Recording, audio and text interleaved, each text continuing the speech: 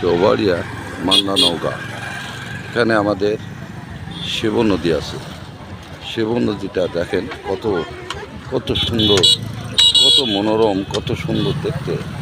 আপনারা ইচ্ছা করলে আসতে পারেন। এখানে শিব নদীর উপরে ব্রিজ আছে, ব্রিজে চলাফেরা করা যায় এবং দেখেন দূর দূরান্ত বহু দূর থেকে দেখা যাচ্ছে মানে পানি আর পানি, পানি আর পানি।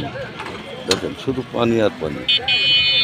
শিব নদী দেখার মতো এবং অনেক মাছ ধরা জাল পাতানো আছে এবং অনেক লোক মাছ ধরে।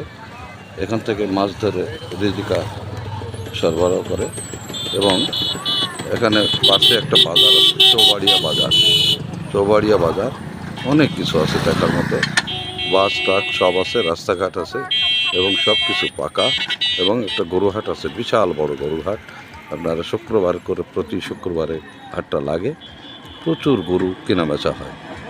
আপনারা আসলে এখানে আসতে পারেন, দেখতে পারেন এবং সব কিছু সুন্দর মতো আপনারা চলাফেরা করতে পারবেন।